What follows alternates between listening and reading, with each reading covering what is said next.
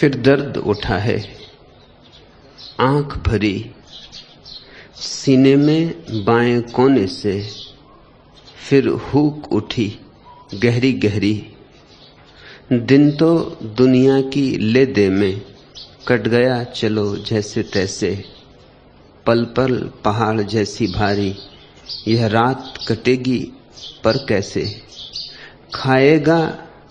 खाएगी मेरा हृदय नोच, यह सांध चील क्रूरता भरी। कांटे बबूल के पलकों में अनजाने ही उग आएंगे। मैं तो जागूंगा सोकर भी, सब सो सो कर जग जाएंगे। टूटेगा तन का पोर पोर, जैसे शराब उतरी उतरी। फिर सुलगेगा चंदन भीतर, पर बाहर धुआं न आएगा। आवाज नहीं होगी कोई, घुन भीतर भीतर खाएगा। फिर मुझको डसकर उल्टेगी वह स्मृतियों की सांपिन ठहरी। कब रेत बंधी है मुट्ठी में, कब अंजुरी में जल ठहरा है। कहती भी क्या गूंगी पीड़ा, सुनता भी क्या जग बहरा है। जिंदगी बूंद है पारे की, जो एक बार बिखरी बिखरी। फिर दर्द उठा है आंख भरी, सीने के बाएं कोने से। फिर हुक उठी गहरी गहरी। इस जीवन को सस्ते में मत गंवा देना, चूंकि मिल गया है अनायास। निर्मूल्य मत समझ लेना। कीमत तो इसकी कोई भी नहीं, पर मूल्य इसका बहुत है। कीमत और मूल्य का भाषा कोश में तो एक ही अर्थ है, लेकिन जीवन के कोश में एक ही अर्थ नहीं। जिन चीजों की कीमत होती है उनका कोई मूल्य नहीं होता, और जिन चीजों का मूल्य होता है उनकी कोई कीमत नहीं होती। प्रेम का मूल्य है, कीमत क्या। ध्यान का मूल्य है, कीमत क्या।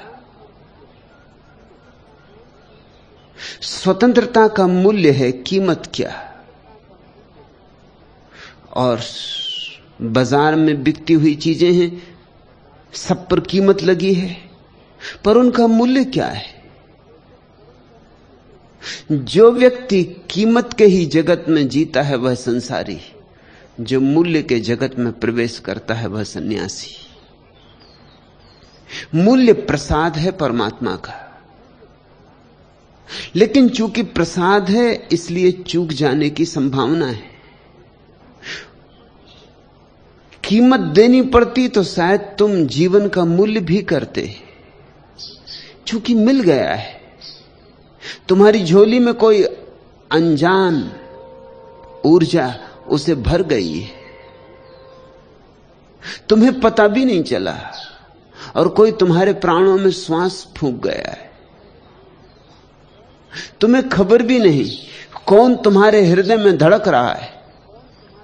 इसलिए भूले भूले कंकड़ पत्थर बीन बीन कर ही जीवन को गमा मत देना। जब तक परमात्मा की खोज शुरू ना हो तब तक जानना ही मत कि तुम जिए।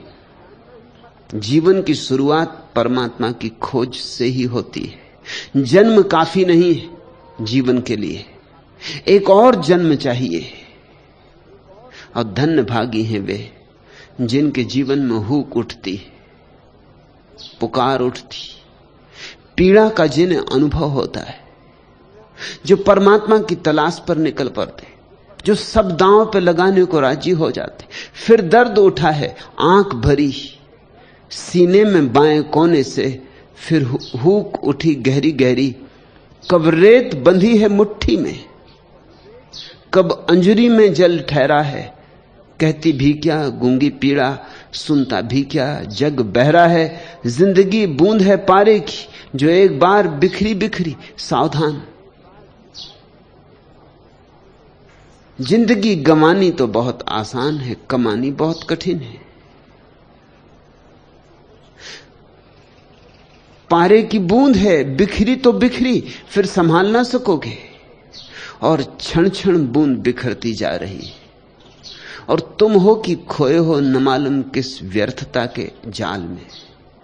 कोई धन, कोई पद, कोई प्रतिष्ठा, 2 कौड़ी उनका मूल्य है, शायद 2 कौड़ी भी उनका मूल्य नहीं। कंकड़ पत्थर बीन रहे हो, जबकि हीरे की खदान बहुत ही निकट है, बहुत ही करीब तुम्हारे भीतर है।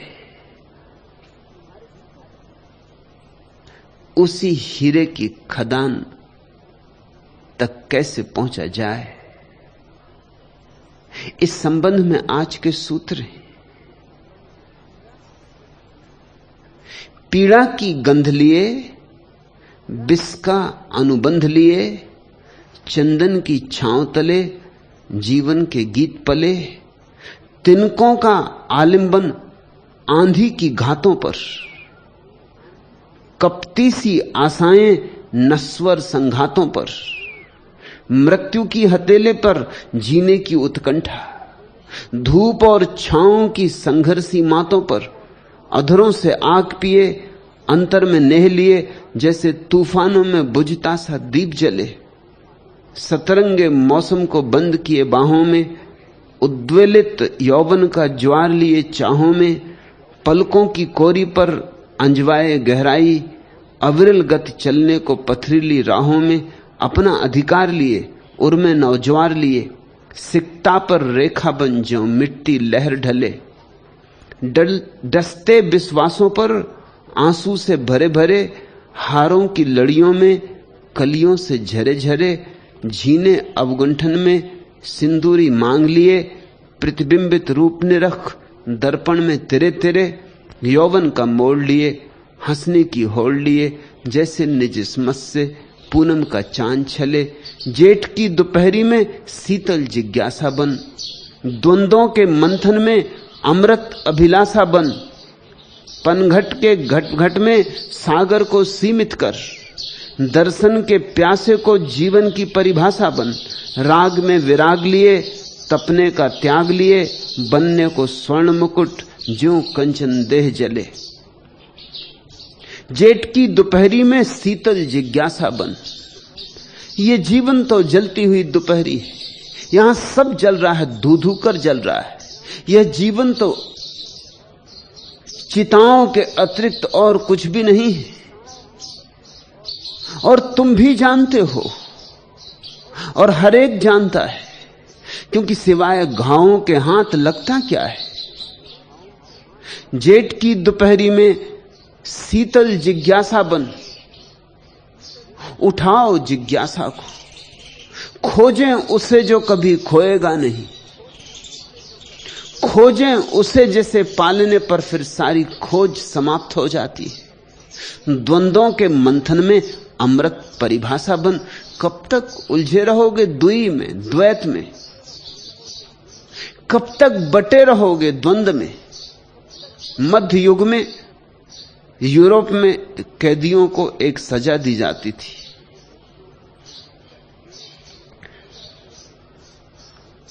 सजा ऐसी थी कि कैदी को लिटाकर 4 घोड़ों से उसके हाथ पैर बांध दिए जाते थे। एक घोड़े से हाथ एक, दूसरे घोड़े से दूसरा हाथ, तीसरे घोड़े से पैर, चौथे घोड़े से दूसरा पैर, और चारों घोड़ों को चारों दिशाओं में दौड़ा दिया जाता था। टुकड़े टुकड़े हो जाता था आदमी, खंड खंड हो जाता था। सजा का नाम था क्वार्टरिंग, और ठीक ही थी सजा का नाम, क्योंकि 4 टुकड़े हो जाते थे, चौथाई हो जाता था आदमी। सजा का नाम था चौथाई। लेकिन जिंदगी को अगर गौर से देखो तो ऐसी सजा तुम खुद अपने को दे रहे हो। तुमने कितनी वासनाओं के साथ अपने को जोड़ लिया, अलग अलग दिशाओं में जाती वासनाएं, कोई पूरब, कोई पश्चिम, कोई दक्षिण, कोई उत्तर। 4 घोड़े नहीं, 1000 घोड़ों से तुम बंधे हो, खंड खंड हुए जा रहे हो, टूटे जा रहे हो, बिखरे जा रहे हो। इसी बिखराव को तनाव कहो, चिंता कहो, बेचैनी कहो, विक्षिप्तता कहो, जो भी तुम्हें कहना हो, मगर ये बिखराव है और इस बिखराव में कभी तुम्हें विश्राम न मिलेगा। तुम तपोगे, कटोगे, सड़ोगे, मरोगे, जियोगे कभी भी नहीं।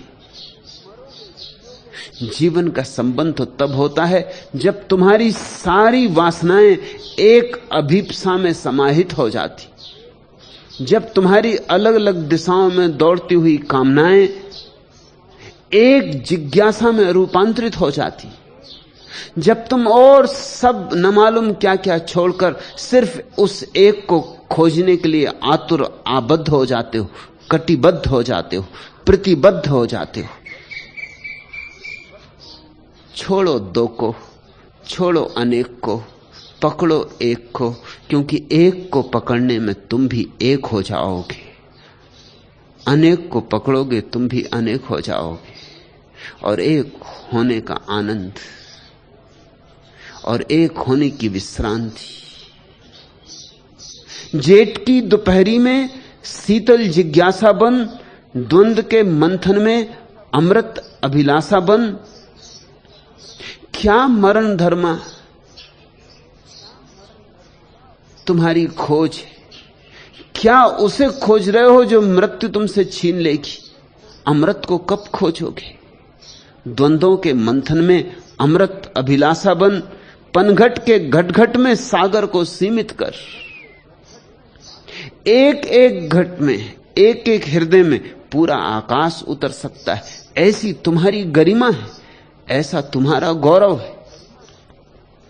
एक एक बूंद सागर को अपने में समा सकती है, ऐसी तुम्हारी क्षमता है, ऐसी तुम्हारी संभावना है। लेकिन तुम आकाश की तरफ आंख ही नहीं उठाते। तुम जमीन में आंखों को गड़ाए, कंकड़ पत्थरों में, कूड़े करकट में ही अपने जीवन को बिता देते हो।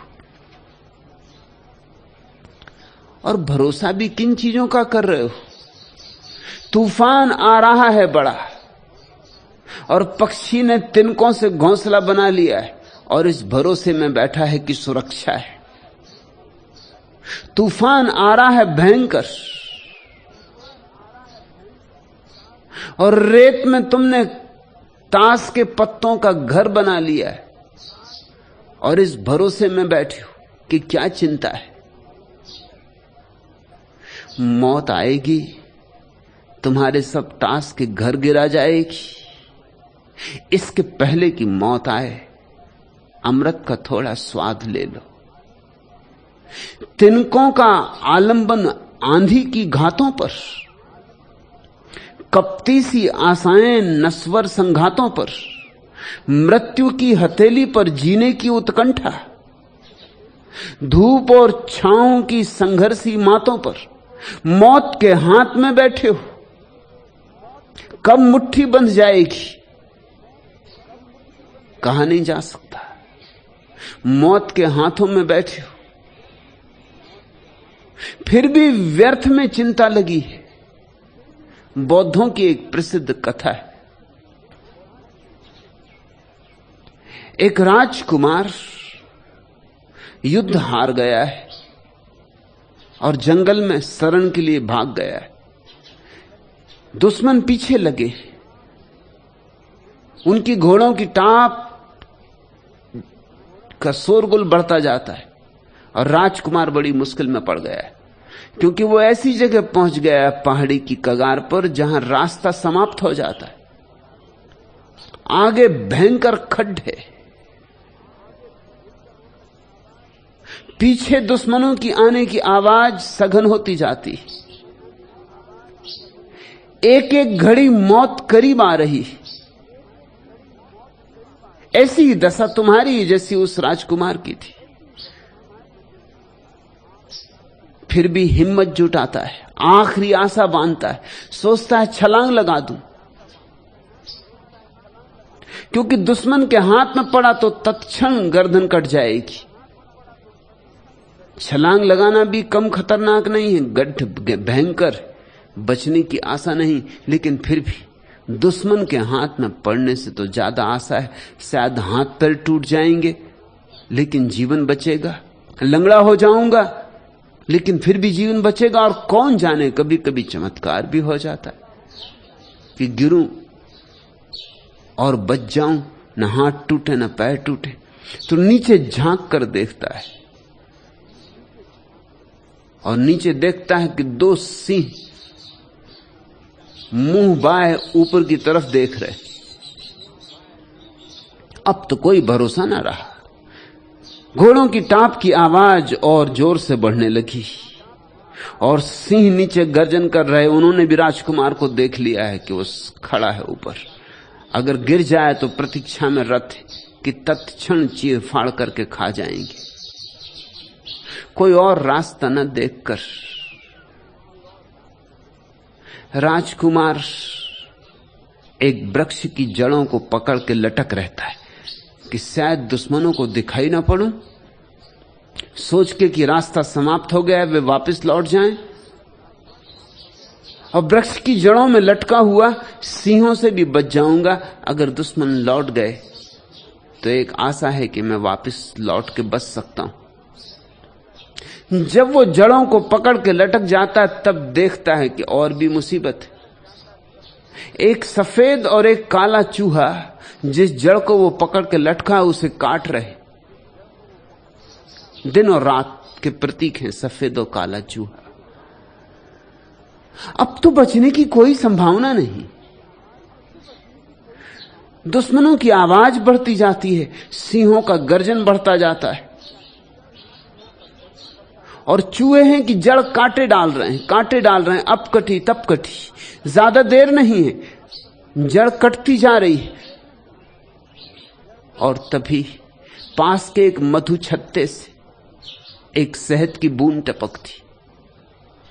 अपनी जीभ पर वो शहद की बूंद को ले लेता और उसका स्वाद बड़ा मधुर है। उस क्षण में भूल ही जाता है सब, दुश्मन की घोड़ों की टाप, सिंहों की गर्जना, वे सफेद और काले चूहे, काटते हुए जड़, सब भूल जाता है। शहद बड़ा मीठा है। बौद्ध कथा बड़ी प्यारी है। तुम्हारे संबंध में तुम ही हो वह राजकुमार। चारों तरफ से मौत घिरी और शहद की एक बूंद का मजा ले रहे हो, और शहद की एक बूंद में सोचते हो सब मिल गया, अब तुम्हें मौत की चिंता नहीं, जैसे अमृत मिल गया। तुम्हारे सुख क्या है? शहद की बूंदें, जीभ पर थोड़ा सा स्वाद है, और मौत चारों तरफ से घिरी। तिनकों का आलंबन आंधी की घातों पर, कपटी सी आशाएं नस्वर संघातों पर, मृत्यु की हथेली पर जीने की उत्कंठा, धूप और छांव की संघर्षी मातों पर, अधरों से आग पिए, अंतर में नेह लिए, जैसे तूफानों में बुझता सा दीप जले। बड़े तूफान हैं और तुम एक छोटे दिए हो, तुम्हारा बुझना निश्चित है, बचने का कोई उपाय नहीं, न कभी कोई बचा है, न कभी कोई बच सकेगा। लेकिन ये जो छोटा सा क्षण तुम्हारे हाथ में है, इसका सदुपयोग हो सकता है। यह क्षण सत्संग बन सकता है। यह क्षण तुम्हारे भीतर ज्योति का विस्फोट बन सकता है। यह क्षण तुम्हारे भीतर ध्यान बन सकता है। यह क्षण तुम्हारे भीतर साक्षी का भाव बन सकता है। सोचो उस राजकुमार को फिर, काश मधु की बूंद में ना उलझता, मौत को चारों तरफ घिरा देखकर शांत चित्त हो जाता, आखिरी इस क्षण में साक्षी हो जाता, आखिरी इस क्षण में जागकर शुद्ध चैतन्य हो जाता,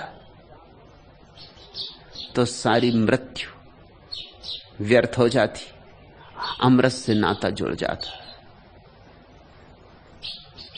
साक्षी में अमृत है, जागरण में अमृत है। अमी झरत बिकसत कमल, जैसे ही तुम साक्षी हो जाते हो, अमृत की वर्षा होने लगती है और तुम्हारे भीतर छिपा हुआ शाश्वत का कमल खिलने लगता है। दरिया कहते हैं तज विकार आकार तज,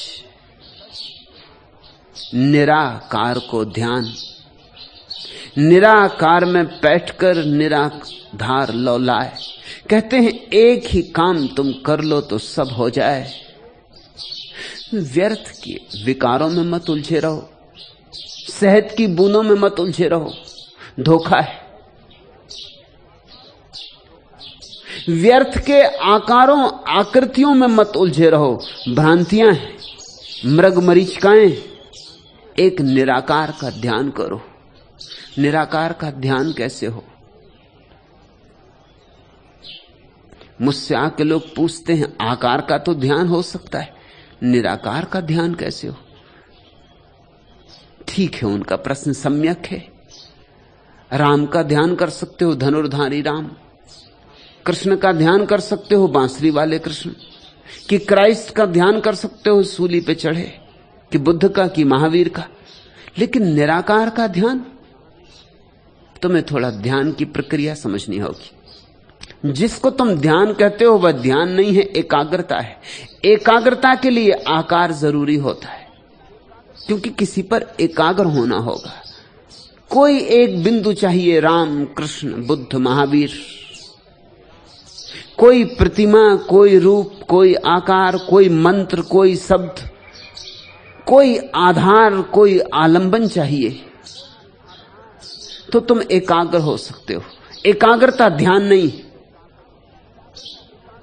ध्यान तो एकाग्रता से बड़ी उल्टी बात है। हालांकि तुम्हारे ध्यान के संबंध में जो किताबें प्रचलित हैं उन सब में यही कहा गया है कि ध्यान एकाग्रता का नाम। गलत है वह बात, गैर अनुभवियों ने लिखी होगी। एकाग्रता तो चित्त को संकीर्ण करती है। एकाग्रता तो एक बिंदु पर अपने को ठहराने का प्रयास है। एकाग्रता विज्ञान में उपयोगी है। ध्यान बड़ी और बात है। ध्यान का अर्थ होता है शुद्ध जागरूकता। किसी चीज पर एकाग्र नहीं, सिर्फ जागे हुए, बस जागे हुए। ऐसा समझो कि टार्च होती। टार्च तो ध्यान नहीं है, एकाग्रता है। जब तुम टार्च जलाते हो तो प्रकाश एक जगह जाके केंद्रित हो जाता है, लेकिन जब तुम दिया जलाते हो तो दिया जलाना ध्यान है। वो एक चीज पर जाके एकाग्र नहीं होता, जो भी आसपास होता है सभी को प्रकाशित कर देता है। एकाग्रता में अगर तुम टार्च लेके चल रहे हो तो एक चीज तो दिखाई पड़ती, इससे सब अंधेरे में होता है।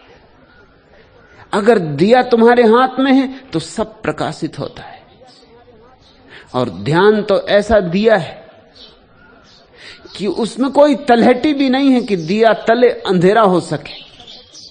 ध्यान तो सिर्फ ज्योति ही ज्योति है, जागरण ही जागरण है, और बिन बाती बिन तेल।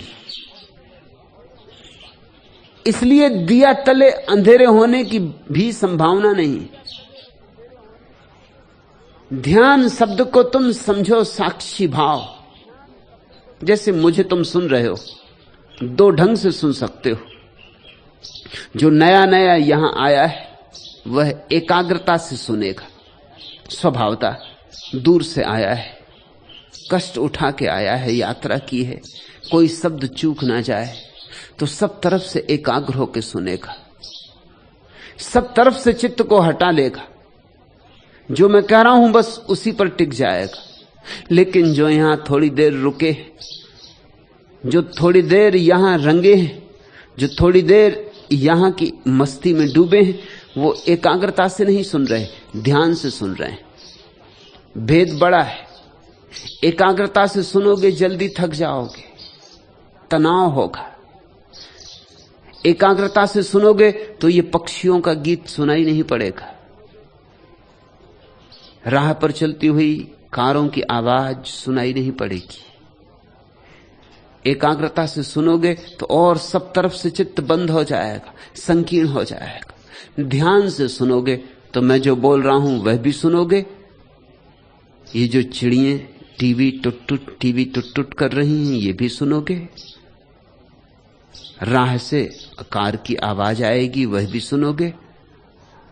ट्रेन गुजरेगी, वह भी सुनोगे। बस सिर्फ सुनोगे।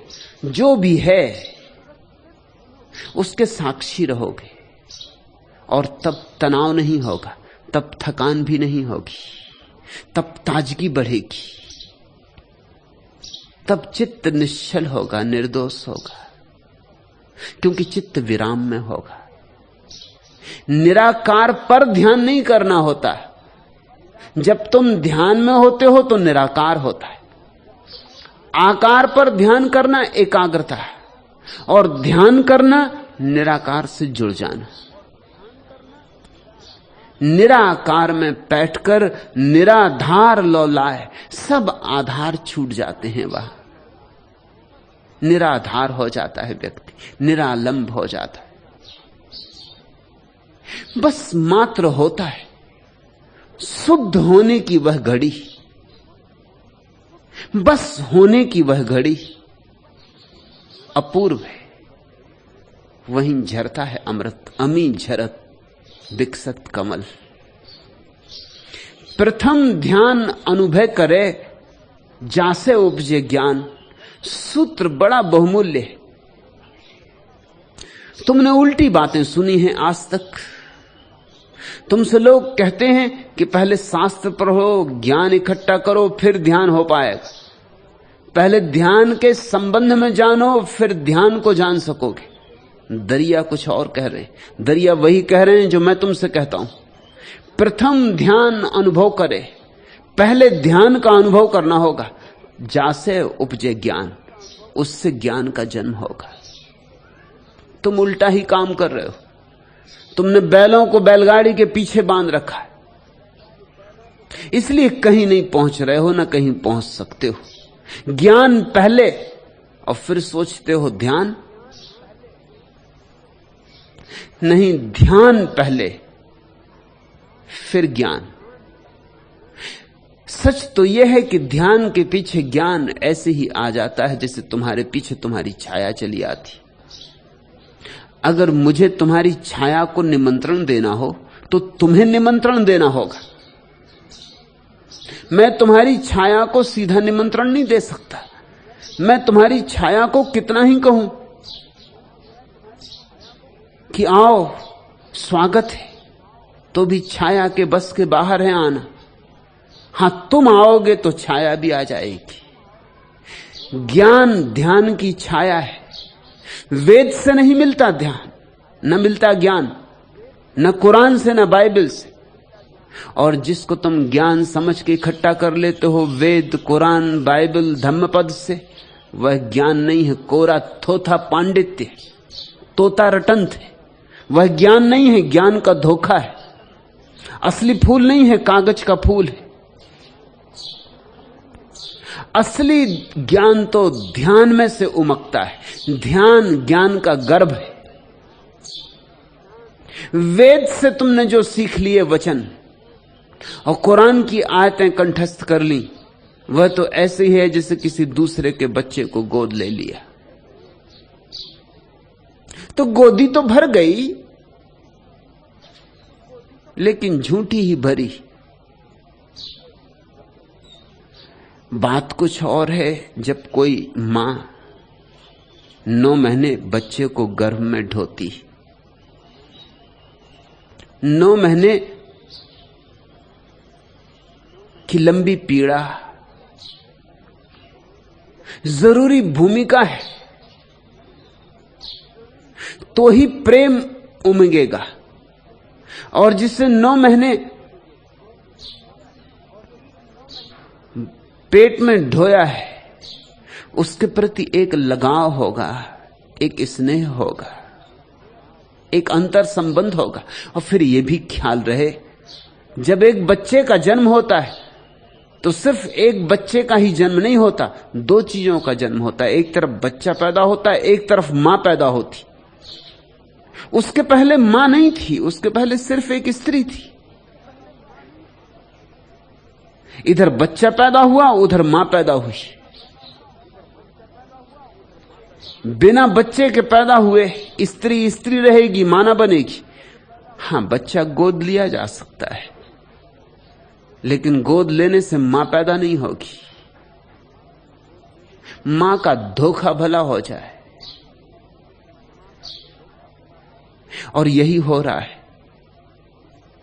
मां तो लोग बनते ही नहीं, ध्यान का गर्भ तो निर्मित ही नहीं करते, और ज्ञान को गोद ले लेते। और ज्ञान को गोद ले लेना सस्ता है। किताबें, शास्त्र आसान है पढ़ लेने, परमात्मा के संबंध में जान लेना बहुत आसान है। परमात्मा को जानने के लिए जीवन को दांव पे लगाना होता है। ठीक कहते हैं दरिया, मैं उनसे 100% राजी हूं। यह अनुभवी का वचन। अगर दरिया को अनुभव ना होता तो यह बात कह ही नहीं सकते थे वो। जब मैंने दरिया पर बोलना शुरू किया, सोचा कि दरिया पर बोलूं, तो ऐसे ही कुछ वचनों ने मुझे आकर्षित किया, क्योंकि ऐसे वचन केवल वे ही बोल सकते हैं जिन्होंने अनुभव किया हो। प्रथम ध्यान अनुभव करे, पहले ध्यान जासे उपजे ज्ञान। अगर उन्होंने कहा होता वेद से ज्ञान उपजता है, मैं कभी भूल के उन पर न बोलता।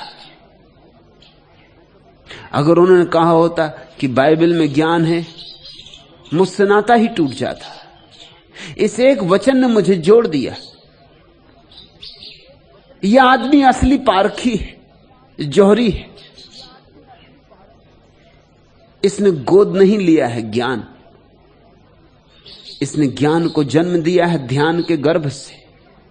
इसने पीड़ा सही है 9 महीने की। इसने बच्चे को बड़ा किया है।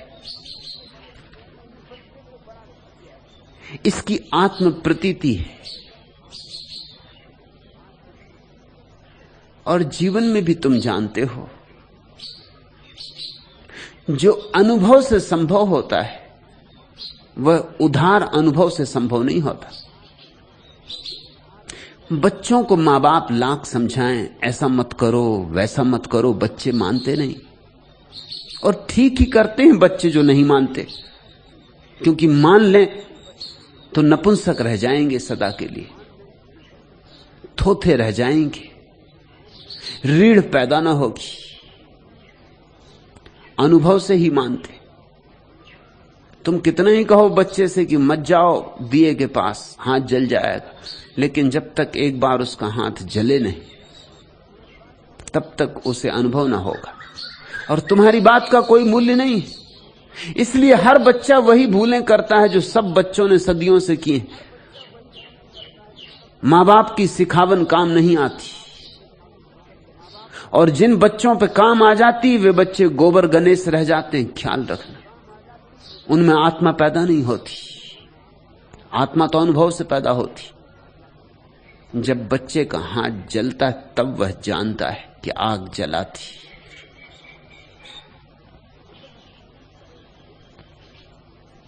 मुल्ला नसरुद्दीन का एक मित्र उससे कह रहा था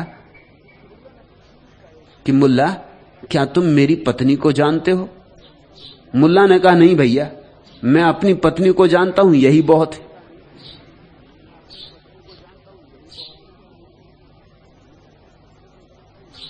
अनुभव अपना,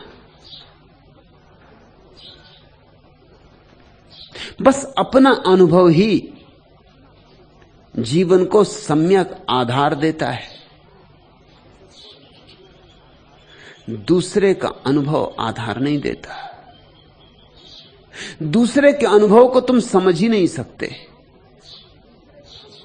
दूसरे के अनुभव और तुम्हारे बीच संबंध ही नहीं जुड़ता, सेतु नहीं बनता, उधार उधार ही रह जाता है। सूचनाएं सूचनाएं ही रह जाती हैं, ज्ञान नहीं बनती। इस सूत्र को खूब हृदय में संभाल के रख लेना, क्योंकि जो इसके विपरीत गए हैं भटक गए, और जिन्होंने इस सूत्र का अनुसरण किया है पहुंच गए। उनका पहुंचना निश्चित है। प्रथम ध्यान अनुभव करे जासे उपजे ज्ञान। दरिया बहुते करत हैं कथनी में गुजरान। लेकिन बहुत से लोग हैं जो सुने सुनाए में ही जी रहे हैं, कथनी में गुजरान कर रहे हैं। हो सकता है उन्होंने प्यारे वचन इकट्ठे किए हों, सुभाषित संग्रहित किए हों, वेद का शुद्ध शुद्ध उन्हें ज्ञान हो, कुरान की आयत आयत उन्हें कंठस्थ हो, मगर इससे भी कुछ ना होगा। मोहम्मद के तो ध्यान में कुरान उतरी थी, कुरान उतरी थी, पढ़ी नहीं गई थी कुरान। मोहम्मद तो पढ़ना जानते भी नहीं थे। पहाड़ पर एकांत में ध्यान कर रहे थे और तब अचानक जैसे कहीं अंतराकाश से कोई बोलने लगा, उद्घोष हुआ, एक झरना फूटा और प्यारा झरना फूटा। कोई गुनगुनाने लगा प्राणों में। इसलिए कुरान में जैसा गीत है और कुरान में जैसा संगीत है वैसा किसी दूसरे शास्त्र में नहीं। कुरान की तरन्नुम किसको ना नचाते, किसके हृदय को ना डमाडोल कर दे।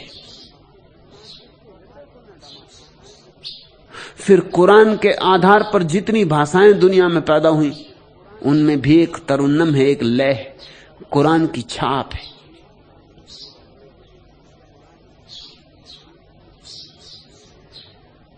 लेकिन कुरान कोई पढ़ी नहीं थी मोहम्मद ने, उतरी थी, इल्हाम हुआ था, जन्मी थी। मोहम्मद क्या कर रहे थे? मोहम्मद चुपचाप बैठे थे, शून्य में थे, साक्षी भाव में थे। और जब भी तुम साक्षी हो जाओगे कुरान उतरेगी, वही कुरान नहीं जो मोहम्मद को उतरी। क्योंकि परमात्मा अपने को दोहराता नहीं। परमात्मा का कार्बन कापियों में भरोसा नहीं, विश्वास नहीं। परमात्मा हमेशा नया गीत गाता है। परमात्मा हर दिन नई सुबह लाता है। परमात्मा हर बार नए हस्ताक्षर करता है। जैसे कि तुम्हारे अंगूठे का चिन्ह तुम्हारा ही चिन्ह है दुनिया में, किसी दूसरे आदमी के अंगूठे का चिन्ह तुम्हारा चिन्ह नहीं। चकित करने वाली बात है, 4 अरब आदमी हैं दुनिया में, लेकिन तुम्हारे अंगूठे की प्रतिलिपि किसी दूसरे आदमी के अंगूठे की नहीं। और ऐसा ही नहीं है कि तुम्हारे अंगूठे की जो छाप है वो जिंदा आदमियों में किसी की नहीं। वैज्ञानिक कहते हैं जितने लोग इस जमीन पे अब तक हुए हैं उनमें से भी किसी की छाप वैसी नहीं थी, और जितने लोग आगे भी कभी पैदा होंगे उनमें से भी किसी की छाप वैसी नहीं होगी। हर अंगूठे की छाप अनूठी। जब अंगूठे तक की छाप अनूठी है तो आत्मा की छाप की तो बात ही ना करो। जब तुम्हारे ध्यान में उतरेगा कोई गीत तो न तो वह वेद होगा, न गीता होगी, न कुरान होगा। यद्यपि उसमें वही होगा जो कुरान में है, जो वेद में है, जो गीता में, मगर गीत तुम्हारा होगा, गुनगुनाहट तुम्हारी होगी, लय तुम्हारी होगी, नाचोगे तुम। उसमें अनूठापन होगा, उसमें मौलिकता होगी, और यह अच्छा है, शुभ है। काश वही गीत बार बार उतरता तो बड़ी ऊब पैदा होती। परमात्मा नित्य नूतन है।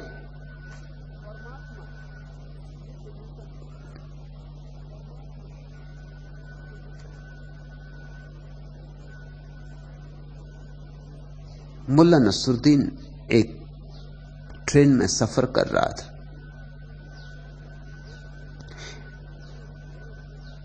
एक बड़े प्रसिद्ध कवि भी साथ में सफर कर रहे थे।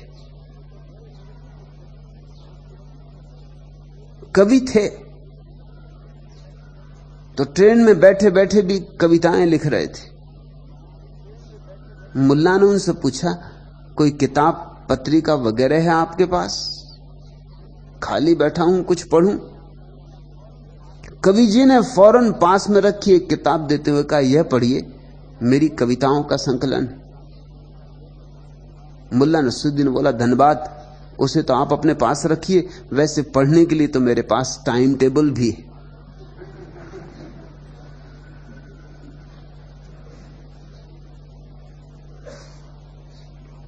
एक तो आदमियों में है कवि जो वह दोहराए जाते हैं, इधर उधर थोड़ा बहुत वेद, फर्क, शब्दों का जमाव, तुकबंदी,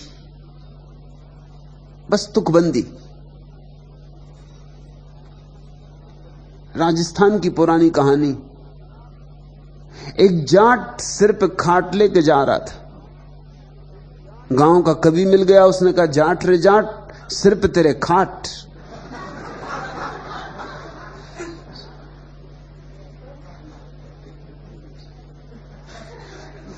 जाट भी कोई ऐसा रह जाए पीछे, जाट और पीछे रह जाए। उसने कहा, कवि रे कवि, तेरी ऐसी की तैसी। कवि ने कहा, तुकबंदी नहीं बैठती, काफिया नहीं बैठता।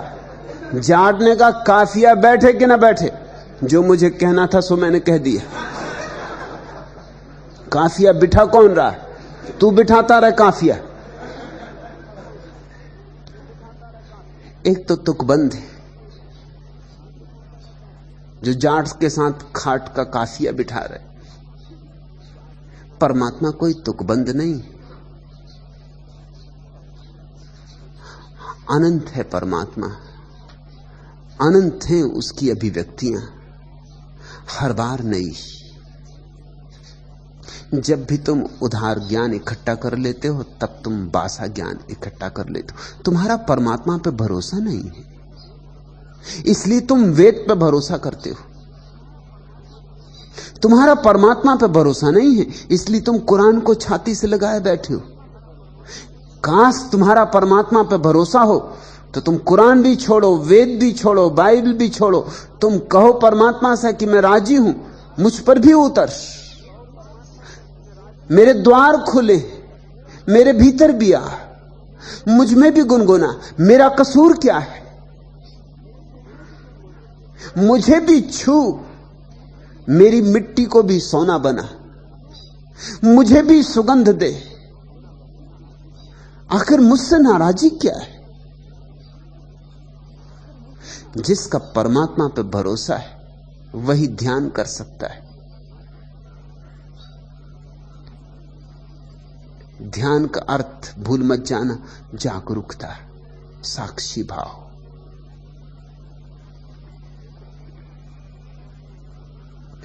और तुम कितना ही शास्त्र पढ़ो, तुम समझोगे वही जो तुम समझ सकते हो, अन्यथा हो भी कैसे सकता है।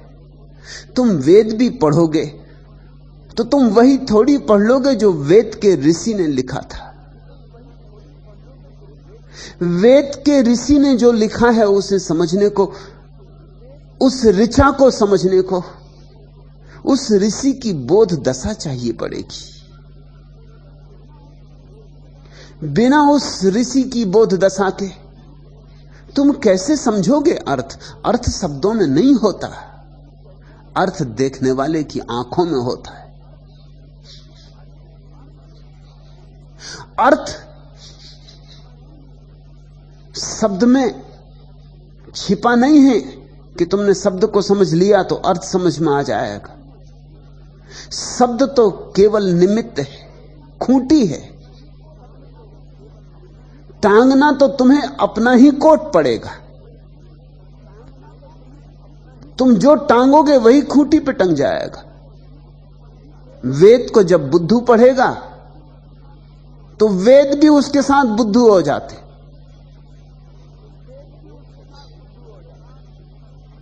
मुल्ला नसरुद्दीन एक दिन मुझसे कह रहा था, कल रात मेरा पड़ोसी आधी रात को मेरा दरवाजा पीटने लगा।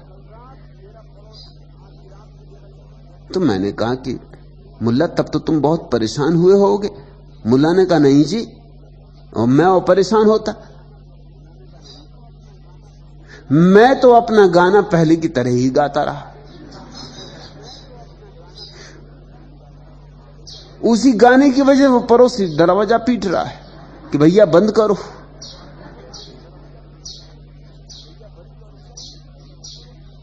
मगर मुल्ला समझे तब। मुल्ला तो समझा कि है कैसा मूड कि आधी रात और दरवाजा पीट रहा है। ये तो मुल्ला सोच भी नहीं सकता कि मेरे गाने की वजह से ही पीट रहा है। मुल्ला ने सितार बजाना शुरू किया तो वो एक ही तार पर रें रें रें रें रें रें करता रहता। पत्नी घबरा गई, पागल होने लगी, बच्चे घबरा गए, पड़ोसी घबरा गए। एक दिन सारे लोग इकट्ठे हो गए, हाथ जोड़कर प्रार्थना की कि महाराज, बहुत संगीतज्ञ देखे मगर रें रें रें रें कितने दिन से तुम कर रहे हो, हम सब पगला रहे हैं। अब तो हमें दिन में भी बाजार में काम करते वक्त भी तुम्हारी रें रें सुनाई पड़ने लगी। जान बख्शो, अगर संगीत ही सीखना तो कम से कम दूसरे तारों को भी तो छुओ। मुल्ला ने कहा तुम समझे नहीं, दूसरे संगीतज्ञ इसलिए दूसरे तारों को छूते हैं कि वो अपना स्थान खोज रहे हैं। मुझे मेरा स्थान मिल गया, अब मुझे खोजने की जरूरत नहीं, मैंने पा लिया। जो मैं खोजना था वो मुझे मिल गया, मुझे मेरा स्वर मिल गया है। तुम पढ़ोगे भी शास्त्रों में तो क्या पढ़ोगे? मैंने सुना है कुरान में कहीं एक वचन आता है कि शराब पियो, वैश्यागामी बनो और नरक में सड़ोगे। मुल्ला नसरुद्दीन शराब भी पीता, वैश्यागामी भी, और कुरान भी पढ़ता। तो मैंने पूछा नसरुद्दीन, इस वचन पे तुम्हारी नजर नहीं गई?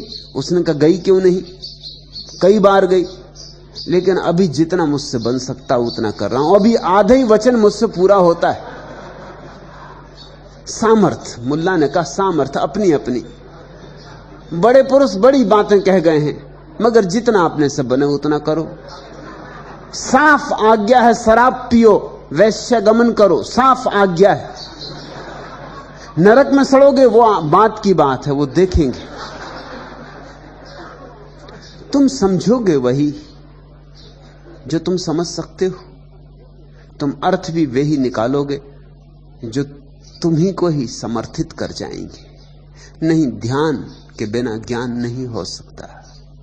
ध्यान पहले तुम्हें ऋषि बनाएगा, तब ऋचाओं के अर्थ खुलेंगे। और मजा यह है कि जब तुम ऋषि हो जाओगे और वेदों की ऋचाओं के अर्थ तुम्हारे सामने खुलने लगेंगे, जैसे वसंत आ जाए और कलियां खिल जाएं, तब तुम्हें जरूरत ही ना रहेगी वेदों में जाने की, क्योंकि तुम्हारा अपना वेद ही भीतर लहराने लगेगा। तब तुम स्वयं ही वेद हो जाओगे, तब तुम्हारा वचन वचन वेद होगा, तब तुम्हारा शब्द शब्द कुरान होगा। उसी की तलाश करो जिसे पालने से सारे शास्त्रों का सार मिल जाता है।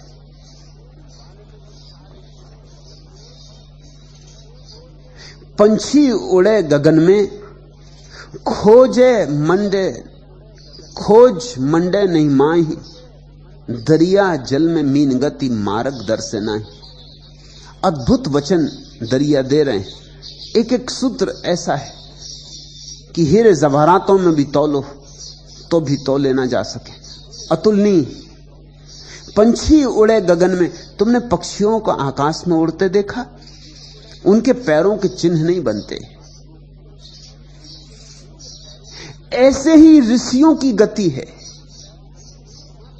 उनके पैरों के चिन्ह नहीं बनते। परमात्मा के आकाश में जो उड़ रहे हैं, उनके पैरों के चिन्ह कहां बनेंगे? इसलिए तुम किसी के अनुगामी मत बनना। अनुगमन हो ही नहीं सकता, पद चिन्ह ही नहीं बनते। पंछी उड़े गगन में, खोज मंडे नहीं माई, लेकिन आकाश में उसके कोई चिन्ह नहीं पाए जाते। पंछी उड़ जाता है, निशान नहीं बनते। इसलिए कोई दूसरा पंछी अगर उसका अनुगमन करना चाहे तो कैसे करे? दरिया जल में मीन गति, जैसे नदी में कि सागर में मछली चलती, मार्गदर्शन नहीं, कोई मार्ग नहीं बनता उसके चलने से। कोई दूसरा उसके मार्ग का अनुसरण करना चाहे तो कैसे करे? परमात्मा के उस परम आकाश में भी, ध्यान के उस शून्य आकाश में भी न कोई चिन्ह बनते हैं, न कोई मार्ग। पंछी उड़े गगन में, दरिया जल में मीन गति, ऐसी ही गति है उस अंतर आकाश की, वहां कोई चिन्ह कभी नहीं बनते, इसलिए वहां अनुगमन नहीं हो सकता। तुम्हें अपना रास्ता स्वयं ही बनाना होगा। हिंदू होने से काम ना चलेगा, मुसलमान होने से काम ना चलेगा, ईसाई जैन बौद्ध होने से काम ना चलेगा, क्योंकि ये तो इस बात का तो ये अर्थ हुआ कि मार्ग बना बनाया है, सिर्फ तुम्हें चलना है। जैन होने का क्या अर्थ है कि मार्ग तो बना गए तीर्थंकर, अब हमारा कुल काम इतना है कि चलना है। वे तो सुपर हाईवे तैयार कर गए, अब तुम्हें कुछ और करने को बचा नहीं। नहीं, मार्ग बनता ही नहीं सत्य का कोई मार्ग नहीं बनता। पंछी उड़े गगन में, याद रखना, महावीर और बुद्ध और कृष्ण और क्राइस्ट, ये सब आकाश में उड़ते पंछी हैं। तुम इनका पीछा नहीं कर सकते। ये कोई चिन्ह छोड़ नहीं गए, चिन्ह तो पंडितों ने बना लिए। बुद्ध ने कहा था मेरी कोई मूर्ति मत बनाना, और आज दुनिया में जितनी बुद्ध की मूर्तियां हैं उतनी किसी की भी नहीं। थोड़ा सोचो कैसे अद्भुत लोग हैं। बुद्ध जिंदगी भर कहते रहे मेरी मूर्ति मत बनाना, 1000 बार समझाया मेरी मूर्ति मत बनाना, क्योंकि मेरी पूजा से कुछ भी ना होगा।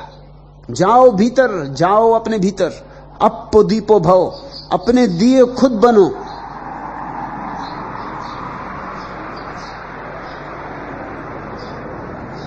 लेकिन बुद्ध की इतनी मूर्तियां बनी, इतनी मूर्तियां बनी जितनी किसी की भी कभी नहीं बनी, और शायद अब किसी की भी कभी नहीं बनेगी।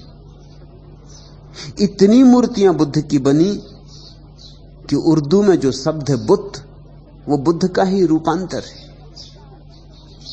बुद्ध शब्द का अर्थ ही मूर्ति हो गया, बुद्ध।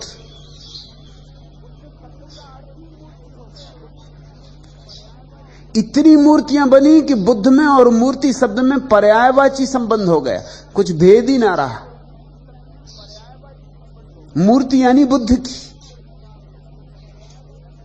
चीन में मंदिर है एक, 10,000 बुद्धों का मंदिर, एक मंदिर में 10,000 मूर्तियां हैं। हुआ क्या? बुद्ध कहते रहे मेरी मूर्ति मत बनाना, फिर लोगों ने मूर्ति क्यों बना ली? लोग जो पीछे आते हैं उन्हें चिन्ह चाहिए, उन्हें पद चिन्ह चाहिए, उन्हें मील के पत्थर चाहिए, उन्हें साफ सुथरा रास्ता चाहिए। कोई इतनी झंझट नहीं लेना चाहता कि जंगल में अपनी पगडंडी खुद बनाए, चले और बनाए, चले और बनाए, जितना चले उतनी बने। याद रखना, यह बात अति मौलिक, अति आधारभूत है। सत्य का कोई भी अनुसरण नहीं हो सकता, सत्य का अनुसंधान होता है, अनुकरण नहीं, अनुसंधान। किसी के पीछे चल के तुम सत्य तक कभी ना पहुंचोगे, अपने भीतर जाओगे तो सत्य तक पहुंचोगे। किसी के पीछे गए तो बाहर का ही अनुगमन रहा, अपने भीतर जाओगे तब बीहड़ है वहां, अंधकार है वहां, जंगल है, रास्ता साफ नहीं, जाना कठिन है। लेकिन वह कठिनाई ही तो मूल्य है जो चुकाना पड़ता है।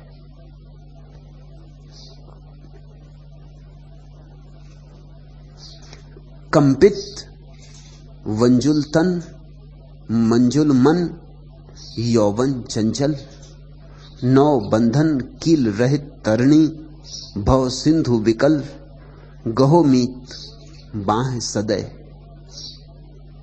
भ्रम में चिंतन सोचन, भ्रमित ज्ञान अथिर चरण, दुर्दम तम तोम जाल, अगम दुसह कालक्षण, आगत अनजान, दुखद सुखद गत स्मरण मरण, वर्तमान करो विजय।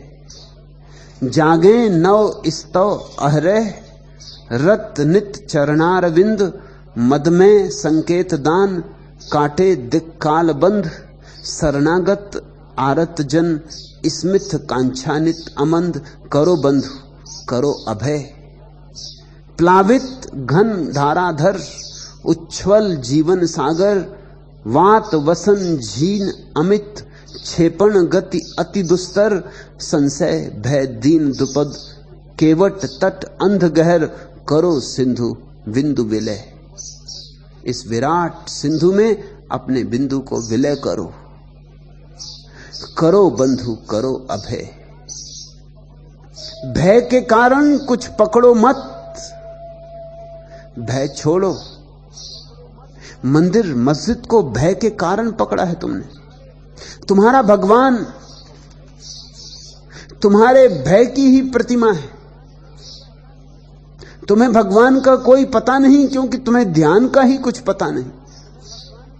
एक तो भगवान है जो ध्यान में अवतरित होता है, और एक भगवान है जो तुम्हारे भय के कारण तुम निर्मित कर लेते हो। जो तुमने मूर्तियां बना रखी हैं मंदिरों में, तुम्हारे भय के भगवान की, तुमने ही गढ़ा है उन्हें। वे असली भगवान की नहीं। असली भगवान तो वह है जिसने तुम्हें गढ़ा है। तुम भी खूब उसे चुका रहे हो, उर्ऋण हो रहे हो कि तूने हमें गढ़ा, कोई फिक्र नहीं, हम तुझे गढ़ते। तुम ही बना लेते हो अपनी मूर्तियां, तुम ही सजा लेते हो अपने थाल, तुम ही गढ़ लेते हो अपनी प्रार्थनाएं। किसे धोखा दे रहे हो? आत्मवंचना है यह। करो बंधु करो अभय, करो सिंधु बिंदु विलय। डरो मत, भयभीत ना हो। धर्म का और भय से कोई संबंध नहीं। धर्म का और भीरू से कोई नाता नहीं। तुमने शब्द तो सुना होगा, सारी भाषाओं में इस तरह के शब्द हैं। हिंदी में शब्द धर्म भीरू, धार्मिक आदमी को कहते हैं धर्म भीरू। अंग्रेजी में भी ठीक वैसा शब्द है, धार्मिक आदमी को कहते हैं गॉड फियरिंग, ईश्वर से डरने वाला। महात्मा गांधी ने लिखा है, और किसी से मत डरो मगर ईश्वर से जरूर डरना। और मैं तुमसे कहता हूं, और किसी से डरो तो डरो, ईश्वर से कभी मत डरना, क्योंकि ईश्वर से अगर डरे तो संबंध ही ना हो सकेगा। उससे तो प्रेम करना, और प्रेम में कोई डरता है? प्रेम कहीं डरता है? प्रेम अभय। प्रेम से जोड़ो नाता, भय से नाते जुड़ते नहीं। और जिससे तुम भयभीत होते हो, तुम्हारे मन में उसके प्रति विरोध होता है, प्रेम नहीं होता। तुलसीदास ने कहा, भय बिन होए न प्रीति। और मैं तुमसे कहता हूं ठीक इससे उल्टी बात। तुलसीदास कहते हैं बिना भय के प्रीति नहीं होती। ये पता नहीं किस प्रीति की बात कर रहे हैं, कि किसी के सिर पर लठ लेके खड़े हो गए और उसको भयभीत कर दिया, और वो कहने लगा कि मुझे आपसे बड़ा प्रेम है। ये प्रीति हुई? वो प्रतीक्षा करेगा किसी क्षण जब बदला ले सके, वो तुम्हें मजा चखाएगा, वो राह देखेगा। भय बिन होए न प्रीति। मगर तुलसीदास कोरे पंडित थे, दरिया जैसे नहीं, बस कोरे पंडित। इसलिए मुझसे बहुत बार लोग पूछते हैं, आप कबीर पर बोले, नानक पर बोले, फरीद पर बोले, दरिया पर बोल रहे हैं, मीरा पर बोले, इतने संतों पर बोले, तुलसीदास पर क्यों नहीं बोलते? तुलसीदास पर मैं नहीं बोलूंगा। तुलसीदास की वाणी में मुझे ध्यान नहीं दिखाई पड़ता, अनुभव नहीं दिखाई पड़ता। पंडित हैं, बड़े कवि हैं, मगर कवियों से क्या लेना देना? मैं कालिदास पर थोड़ी बोलूंगा, भवभूति पर थोड़ी बोलूंगा, शेक्सपियर पर थोड़ी बोलूंगा। कवियों से क्या लेना देना? महाकवि है और बड़े पंडित हैं और शास्त्रों के बड़े ज्ञाता हैं, मगर इन सब बातों का मेरी दृष्टि में कोई मूल्य नहीं। अनुभव की चूक मालूम होती, कहीं कहीं भूल मालूम होती। कहते हैं जब तुलसीदास को कृष्ण के मंदिर में ले जाया गया, नाभादास ने अपने संस्मरणों में लिखा है, तो तुलसीदास कृष्ण की मूर्ति के सामने झुके नहीं। जो ले गया था उसने कहा नमस्कार नहीं करिएगा। उन्होंने कहा मैं तो सिर्फ धनुर्धारी राम के सामने झुकता हूं।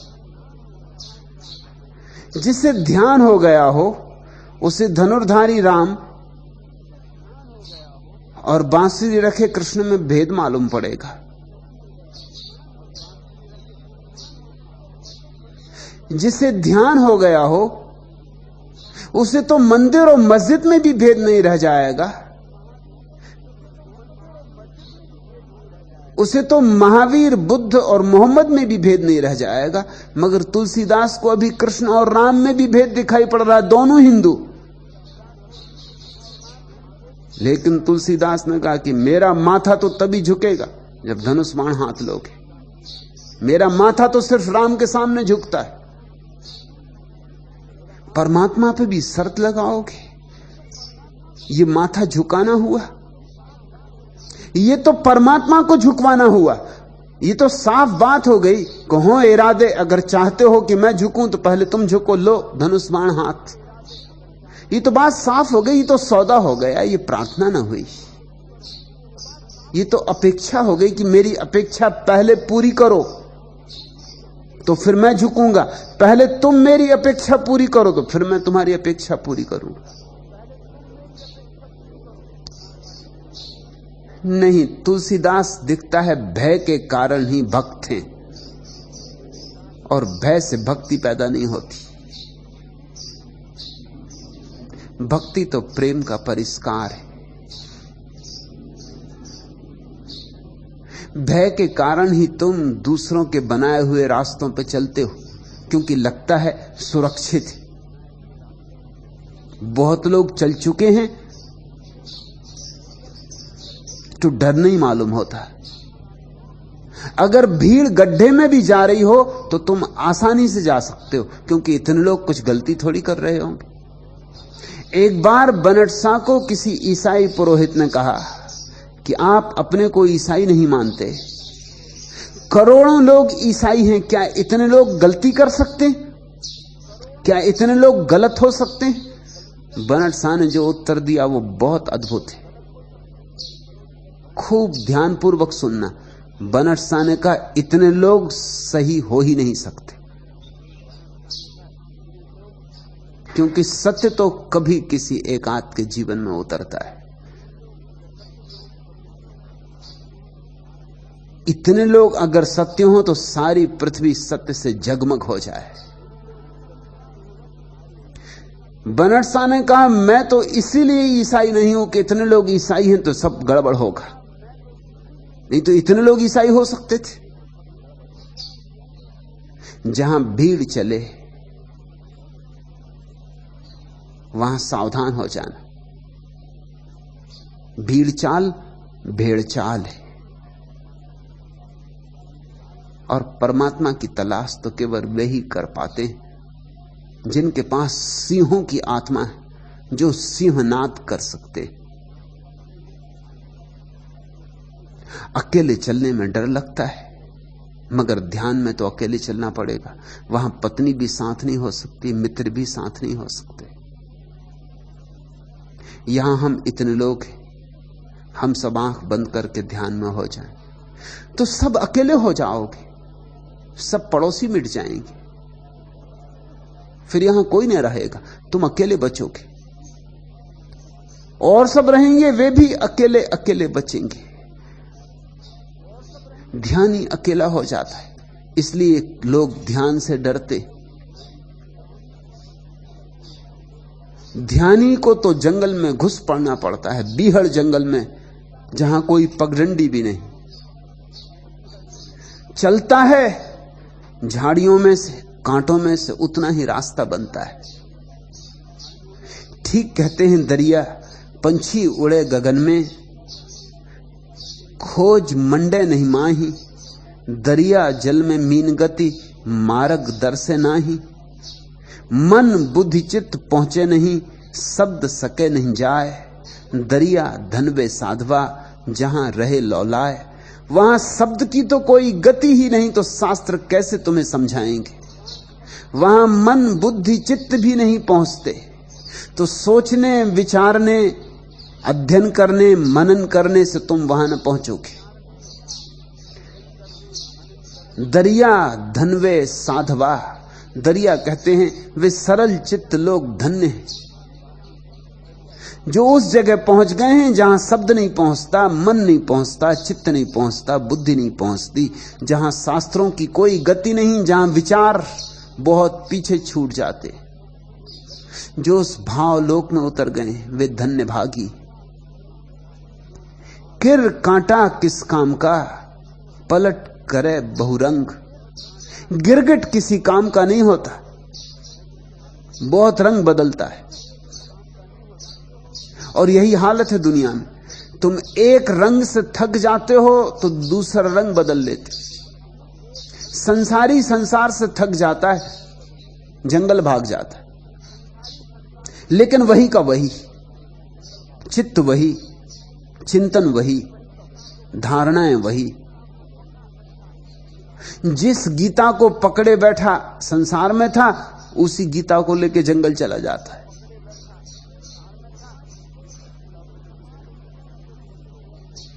समाज छोड़ देते हैं लोग। एक मेरे मित्र जैन थे, समाज छोड़ दिया, घर छोड़ दिया, मुनि हो गए। मैंने उनसे पूछा कि अब तुम अपने को जैन मुनि क्यों कहते हो? जब जैनों का समाज ही छोड़ दिया, जब जैन घर छोड़ दिया, तो अब कैसे जैन? लेकिन वो छोड़ना सब ऊपर ऊपर है, भीतर सब वही का वही, वही पकड़, वही धारणाएं, वही शास्त्र। असली बात ऐसे नहीं छूटती। ये तो गिरगिट का रंग बदलना है। हिंदू ईसाई हो जाते, थक गए हिंदू होने से, बहुत सिर मार लिया, चलो अब ईसाई हो जाएं। ईसाई हिंदू हो जाते, थक गए ईसाई होने से, चलो हिंदू हो जाएं। ऐसे लोग अपने रंग बदल लेते हैं, मगर रंग बदलने से कुछ भी नहीं होता जब तक कि तुम्हारी आत्मा ना बदले। किर कांटा किस काम का, पलट करे बहुरंग। जन दरिया हंसा भला, जत्तद एके रंग। हंसी अच्छा है दरिया कहते, सदा एक रंग, एक शुभ्र सादगी, एक सरलता, एक निर्मलता। ध्यान का रंग है शुभ्र सादगी, निर्मलता, निर्दोषता। एक छोटे बच्चे की तरह निर्दोष चित्त ध्यान का रंग है।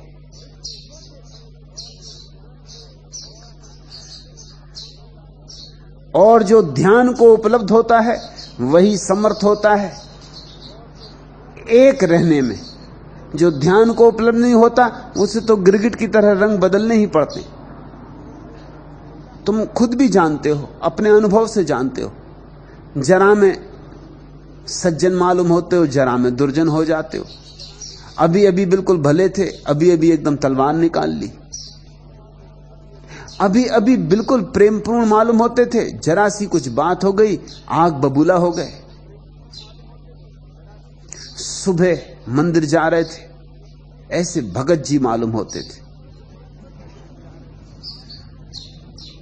और तुम्हें ही कोई दुकान पर बैठा देखे तो लुटेरे हो जाते हो।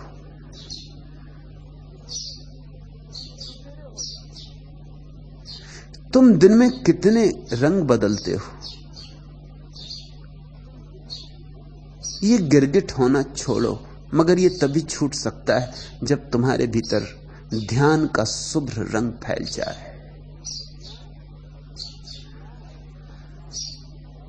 दरिया बगला उजला उज्जवल ही हो हंस। लेकिन ख्याल रखना, दरिया कहते हैं कि मैं कह रहा हूं कि सफेद रंग बगलों का भी होता है। बगले बहुत प्राचीन समय से ही शुद्ध सफेद खादी पहनते। गांधी बाबा ने तो बहुत बाद में यह राज खोला। बगलों को पहले से पता है, वो पहले से खादी पहनते। और बगले बड़े योगी होते। देखा तुमने, एक टांग पर खड़े रहते, बगुलासन, आसन लगाए रहते। नहीं तो मछलियां फंसे भी नहीं। एक टांग पर बगुला खड़ा रहता है मछलियों को धोखा देने को, क्योंकि दो टांगे अगर मछलियों को दिखाई पड़े तो उनको शक हो जाए कि बगुला है। एक टांग का कहीं कोई होता है? एक टांग का कहीं कोई हो सकता है? एक टांग का कोई होता ही नहीं। तो मछलियां निश्चिंत रहती होगी, लकड़ी गड़ी होगी कि कोई पौधा उगा होगा, मगर कोई बगुला तो उसकी दो टांग होनी चाहिए। तो बेचारा बगुला सदियों से योग साध रहा है, एक टांग पे खड़ा रहता है। योग शास्त्र में बगुलासन भी एक आसन है जिसमें एक टांग पे खड़े रहना पड़ता है, और बिल्कुल हिलता डुलता नहीं, क्योंकि जरा हिले डुले तो पानी हिल डुल जाए, पानी हिल डुल जाए तो मछलियां संकित हो जाएं। तो बगुला ऐसा खड़ा रहता है, बिल्कुल थिर, चित्त एकाग्र। दरिया कहते हैं कि मैं सफेद रंग की बात कर रहा हूं, तुम कहीं भूल मत बैठ जाना, क्योंकि हंस भी सफेद होते, बगले भी सफेद होते। दरिया बगला उजला उज्जवल ही होए हंस। दोनों उजले, मगर दोनों के उजलेपन में बड़ा फर्क है। ए सरवर मोती चुगे बाके मुख में मंस। एक तो मान सरोवर में मोती चुगता है और दूसरा केवल मछलियां पकड़ता है। दूसरा केवल मांस के चीथड़ों के लिए लालायित रहता है। एक के मुंह में मांस है और एक के मुंह में मोती। मोतियों से पहचान होगी कौन बगला है कौन हंस है। जिस वाणी से मोती झरते हो, जिसके पास मोतियों की वर्षा होती हो, जहां से तुम भी अपनी झोली मोतियों से भर के लौटाओ, बैठना वहां, लगाना प्राणों को वहां, जोड़ना अपनी आत्मा को वहां। दरिया बगला उजला उज्जवल ही होए हंस। ए सरवर मोती चुगे बाके मुख में मंस। बस में सफर कर रही एक महिला ने अपने सहयात्री मुल्ला नसरुद्दीन को कहा कि आप शायद कुछ कहना चाह रहे। मुल्ला नसरुद्दीन ने कहा कि जी नहीं, मैं क्यों कुछ कहना चाहूंगा। उस महिला ने कहा तो फिर शायद आप जिसे अपना पैर समझ के खुजला रहे हैं, वो मेरा पैर है, ये पता देना जरूरी।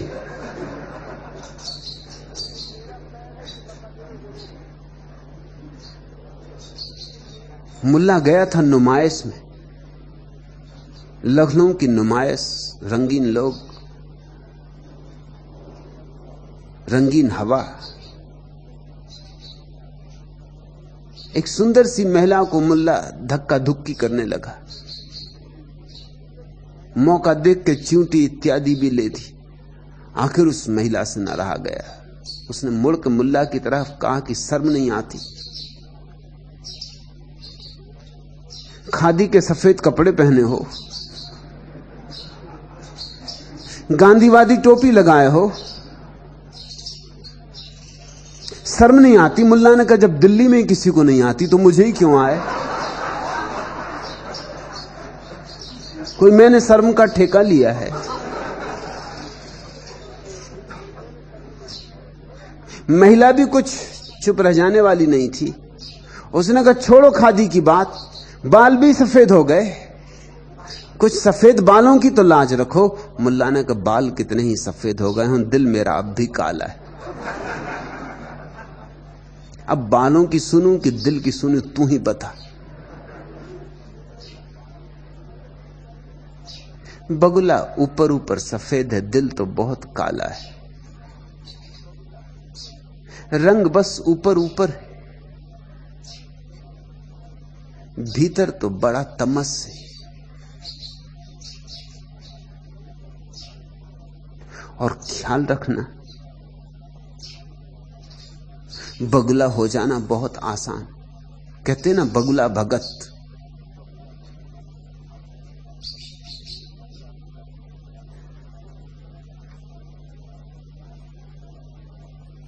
जन दरिया हंसा तना, देख बड़ा व्यवहार, तन उज्जवल मन उजला, उज्जवल लेत आहार। इसलिए तन को ही देख के मत उलझ जाना, बाहर बाहर के व्यवहार को देखकर मत उलझ जाना। अंतर तम में झांकना, तन उज्जवल मन उजला, उज्जवल लेत आहार। देखना व्यवहार, देखना आहार, देखना बाहर, देखना भीतर। सत्संग का यही अर्थ है कि गुरु के पास सब रंगों में बैठ के देखना, सब ढंगों में बैठ के देखना, सब दिशाओं से गुरु से संबंध जोड़ना, ताकि उसकी अंतरात्मा की झलक तुम पे पड़ने लगे।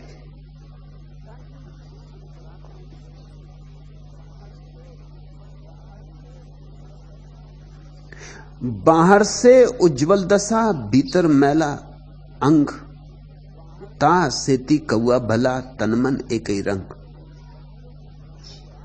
दरिया कहते हैं बगुले से तो कौआ भला, कम से कम बाहर भीतर एक ही रंग तो है। राजनेताओं से तो अपराधी भले, कम से कम बाहर भीतर एक ही रंग तो है।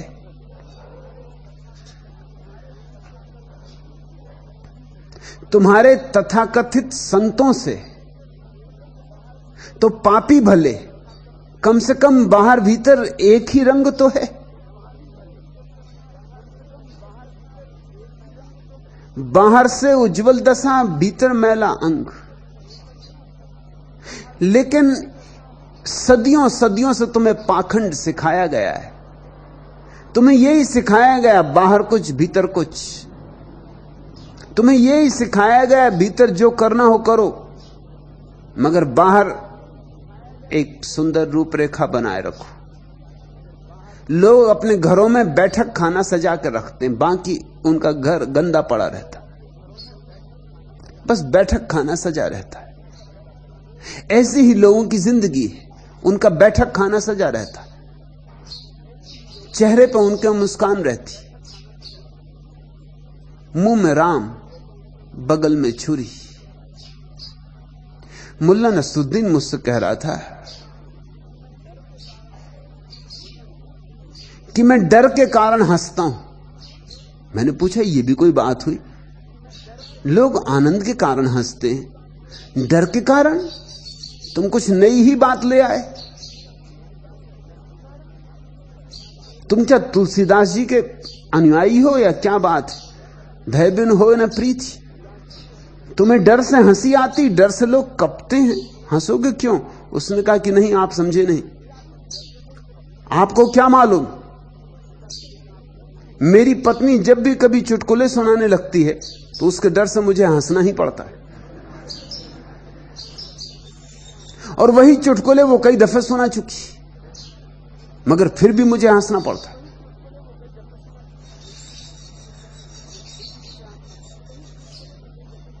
एक पाखंड है जिसमें हम दीक्षित किए जाते। रास्ते पे कोई मिल जाता है, तुम कहते हो जयराम जी सौभाग्य कि सुबह सुबह आपके दर्शन हुए, शुभ घड़ी शुभ मुहूर्त, और मन में कहते हो ये दुष्ट कहां से सुबह सुबह दिखाई पड़ गया, अब पता नहीं दिन में क्या हालत होगी। कोई घर आता है तो कहते आओ विराजो, स्वागत, पलक पावड़े बिछाते हो, और भीतर भीतर कहते हो ये कम वक्त, इसको आज ही आने की सूची। मुल्ला नसरुद्दीन के घर एक दिन एक दंपति ने दस्तक दी। मुल्ला ने डरते डरते आधा दरवाजा खोला, नंग धड़ंग था, सिर्फ गांधी टोपी लगाए हुए थे। स्त्री तो बहुत घबरा गई, लेकिन अब मेहमान आ ही गए तो मुल्ला ने कहा आइए आइए, बड़ा स्वागत है, आइए। डरते डरते पति पहले घुसा, पीछे पत्नी भयभीत। पति ने पूछा ये तुमने क्या ढंग बना रखा, नंगे क्यों बैठे हो? तो मुल्ला ने कहा कि इस समय मुझसे कोई मिलने आता ही नहीं, इसलिए मस्त अपना घर अकेला नंगा बैठा हुआ हूं। तो पत्नी ने पूछा फिर ये टोपी क्यों लगाई? तो मुल्ला ने कहा कभी कोई भूल चूक से शायद आ ही जाए।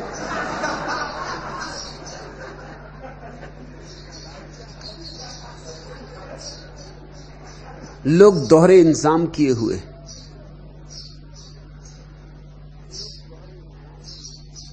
एक उनकी जिंदगी है जिसे वो अंधेरे में जीते, और एक जिंदगी है जिसे वो उजाले में दिखाते।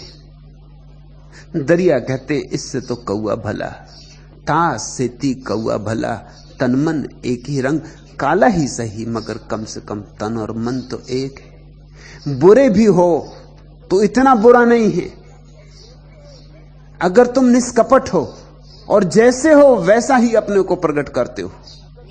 पाखंडी पापी से भी बदतर है, लेकिन पाखंडियों की पूजा होती, पापियों को सजा मिलती।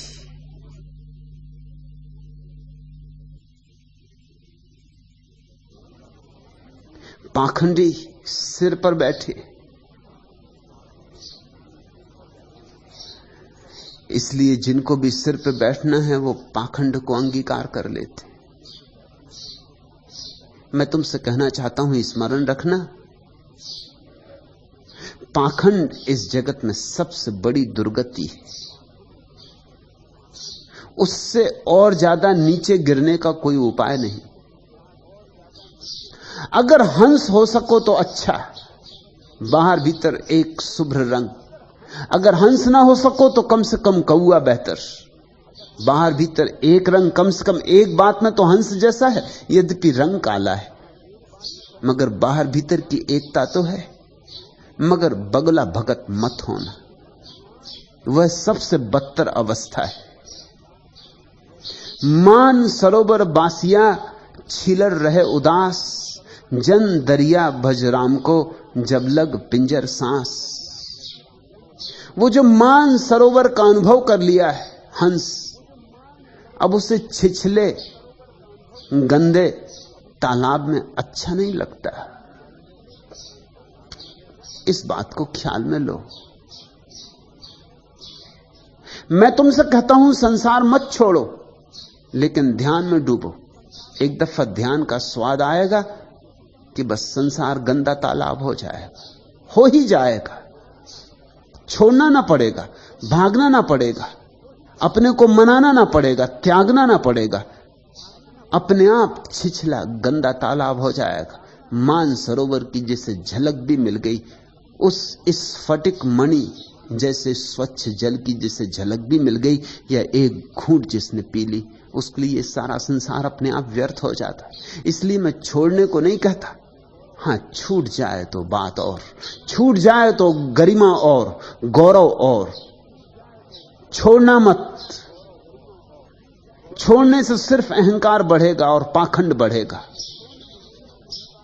संसार में रहते रहते ही ये तुम्हें साफ होने लगे कि भीतर एक मानसरोवर है, तो तुम भीतर डुबकी मारोगे, भीतर पियोगे, भीतर नहाओगे, और बाहर ठीक है, कीचड़ है सो है।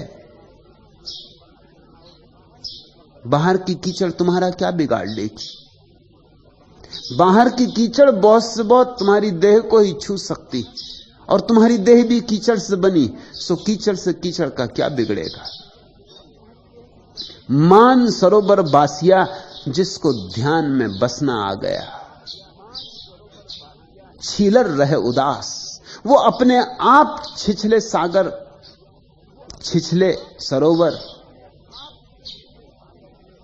छिछले तालाबों के प्रति उदास हो जाता है। ध्यान रखना, उसके लिए हमारे गहरे से गहरे सागर भी छिछले हो जाते, जिसने भीतर का सागर देख लिया। जन दरिया भजराम को जब लग पिंजर सांस, फिर तो एक ही बात रह जाती है करने योग कि जब तक पिंजड़े में सांस चलती है, श्वास श्वास में प्रभु का स्मरण चलता है। रहता है संसार में, रहता है बाजार में, मगर बसता है मानसरोवर में, बसता है परमात्मा में, राम में।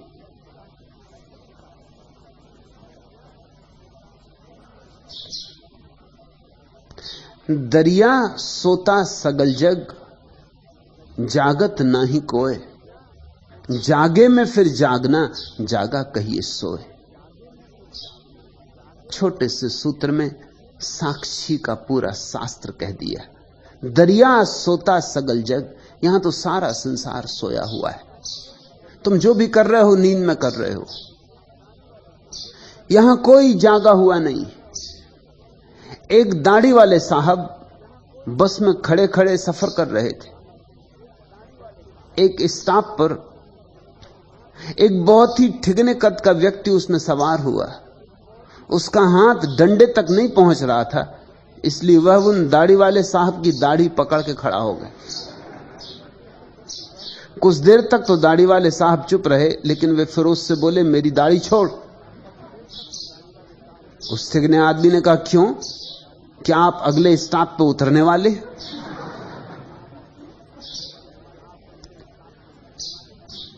अपने अपनी सूझ, अपनी अपनी ऊंचाई, अपनी अपनी तंद्रा, अपनी अपनी बुद्धिहीनता,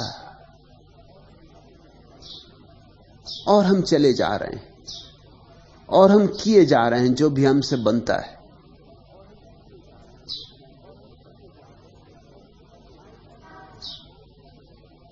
एक कवि महोदय माइक छोड़ने का नाम नहीं ले रहे थे।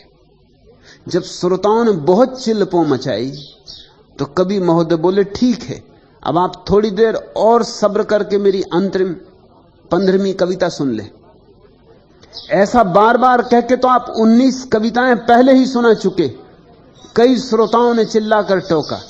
कवि महोदय ने शांत मुद्रा में श्रोताओं की ओर देखा और बोले, गिनती में भूल सुधार के लिए धन्यवाद। और यह कह के वे पुनः कविता पाठ करने में तल्लीन हो गए। लोग बस चले जा रहे हैं। कहां जा रहे हैं, क्यों जा रहे हैं, क्या कर रहे हैं? जो कर रहे हैं वो कुछ हो रहा है कि नहीं हो रहा है, किसी को चिंता नहीं है, होश ही नहीं। जिंदगी ऐसे धक्कम धुक्की में बीती जाती, आपाधापी में बीती जाती। दरिया सोता सगल जग, जागत ना ही कोय, जागे में फिर जागना। इसको जागना नहीं कहते जिसको तुम जागना कहते हो। ये जो रात नींद टूट जाती और सुबह उठ गए और कहा कि जाग गए, इसको जागना नहीं कहते। जागने वाले इसको जागना नहीं कहते। जागने वाला किसको जागना कहते? जागे में फिर जागना। इस जागने में भी जो जाग जाए, नींद टूट गई वो तो देह की थी। आत्मा की नींद जब टूट जाए, रात सपने देखते हो, दिन विचार करते हो, दोनों हालत में तंद्रा घिरी रहती। अगर विचार छूट जाएं, अगर विचारों का सिलसिला बंद हो जाए तो जागना, तो साक्षी, तो ध्यान, निर्विचार चित्त जागने का अर्थ है। जागे में फिर जागना, जागा कहिए सोए। जो समाधि को उपलब्ध है वही जागा हुआ है। इसलिए हमने समाधिस्थ लोगों को बुद्ध कहा है। बुद्ध का अर्थ होता है जागा हुआ। बुद्ध से किसी ने पूछा तुम कौन हो, क्योंकि बुद्ध इतने सुंदर थे। देह तो उनकी सुंदर थी ही, लेकिन ध्यान ने और अमृत की वर्षा कर दी थी। अमी झरत विकसत कमल, ध्यान ने उन्हें और नई आभा दे दी थी। एक अपरिचित आदमी ने उन्हें देखा और पूछा तुम कौन हो, क्या स्वर्ग से उतरे कोई देवता? बुद्ध ने कहा नहीं। तो क्या इंद्र के दरबार से उतरे हुए गंधर्व? बुद्ध ने कहा नहीं। तो क्या कोई यक्ष? बुद्ध ने कहा नहीं। ऐसे वो आदमी पूछता गया, क्या कोई चक्रवर्ती सम्राट? बुद्ध ने कहा नहीं।